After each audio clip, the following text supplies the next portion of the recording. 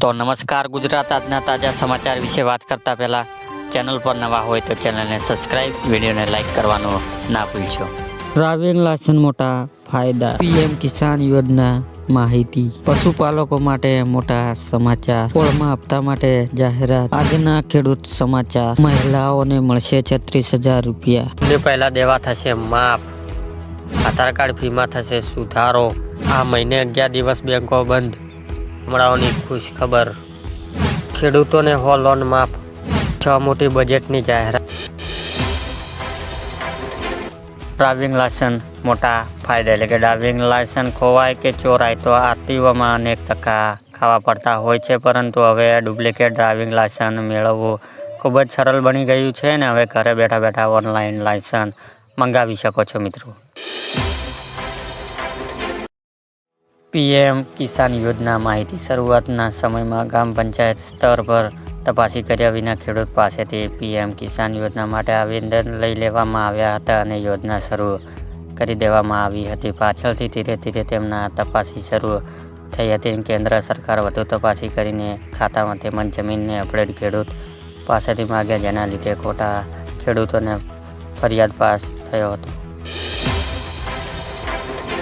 પશુપાલકો માટે મોટા સમાચાર, પશુપાલનને વ્યવસાય તરીકે સ્વીકાર, પશુપાલન કરવા માંગતા લોકોને આર્થિક સહાય પૂરી પાડવા માટે રાજ્ય સરકાર દ્વારા 12 દુધાળા પશુની ડેરીએ ફોર્મ છાપવાની સહાય યોજના અમલ મુકાઈ છે અને આણંદ જિલ્લામાં વર્ષ 2022-2023 દરમિયાન સ્વરોજગારીના હેતુસર આ યોજના હેઠળ કુલ 28 અરજીઓ મંજૂરી કરાઈ હતી અને લાભાર્થીઓને આશરે ₹21.70 લાખથી વધુની સહાય ચૂકવવામાં આવી છે।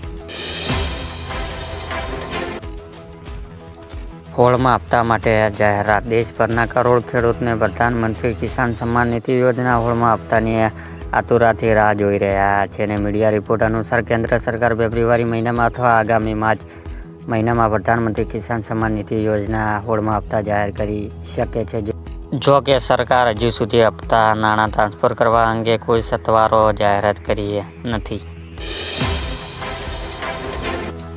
આજના ખેડૂત સમાચાર, ફેબ્રુઆરી મહિનામાં સામાન્ય કરતાં ઓછા તાપમાન રહેશે અને આ વર્ષે વરસાદ પણ વધુ પડશે અને હવામાન વિભાગે સત્તાવાર આગાહી કરી છે। સરકાર ઘઉંનું વેચાણ વધી રહ્યું છે અને કુલ 75 લાખ ટન ઘઉં બજારમાં સરકારે ઠલાવ્યા છે અને હવે ચૂંટણી સુધી બાજરીના ભાવ વધવાની સંભાવના ઓછી છે અને ઉનાળાનું વાવેતર વધવાના તારણા છે અને નવા જીરુની આવક થતાં હજી 10 દિવસ સમય લાગશે અને જીતમાં ધીમી ગતિએ ભાવ ખસાઈ રહ્યો છે અને ઊંચા ભાવને 7,600 સુધી છે।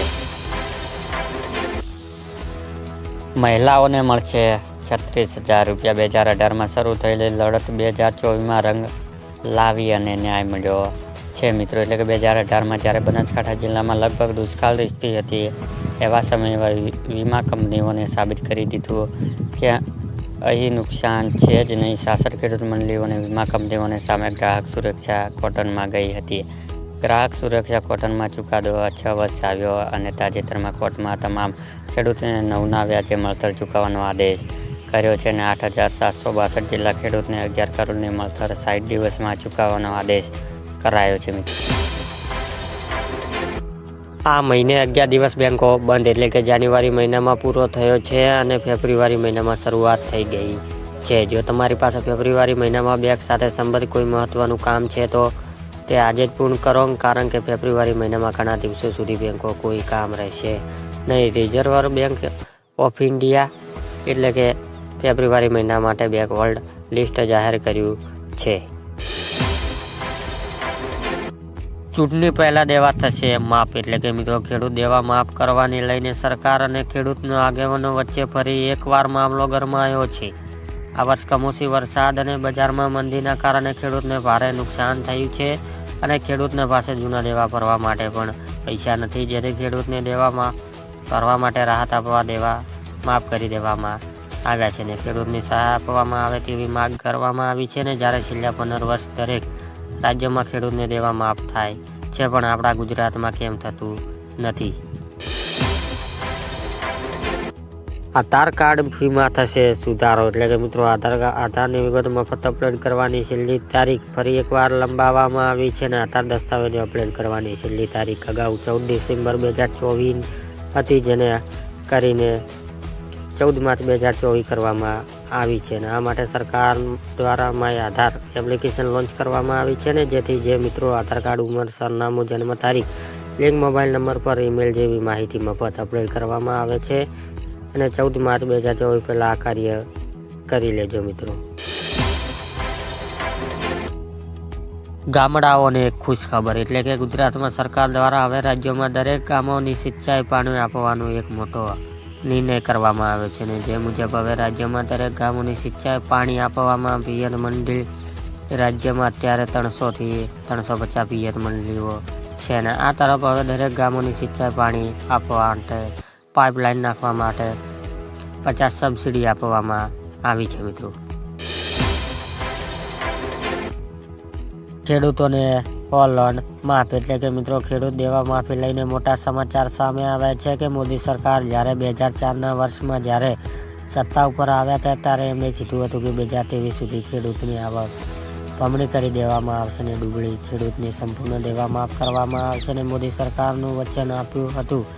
કહેવામાં આવે કે મોદી સરકારનું વચન ખૂબ જ અનુરૂપ હોય છે. મોદી સરકારનું વચન આપે તે વચન ક્યારેય ખોટું જતું નથી, પરંતુ આ વચન લક્ષ્ય હજી સુધી પૂરું થયું નથી મિત્રો. એટલે કે 2022માં ખેડૂતની આવક બમણી કરી દેવાનું વચન આપ્યું હતું.